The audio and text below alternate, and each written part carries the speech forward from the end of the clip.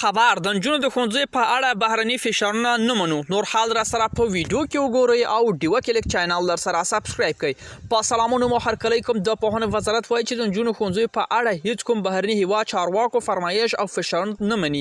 وروسته له هغې چې له شپږم ټولګي پورته د نجونو زده کوونکو پر مخ ښوونځي تړل کېدو په تراو غبرګونونه ښودل شوي دي، د پوهنې وزارت وایي چې په دې برخه کې د هیڅ بهرني هیواد فرمایش او فشار غاړه نه ږدي.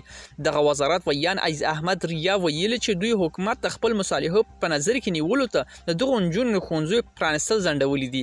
ریان وایي چې د دې حکومت په ټولو نورو برخو کې د ښو مشورو ورکول او همکارۍ ته اړتیا لري، خو په خبره یې د دې ګواښونه ورته نه منل دي.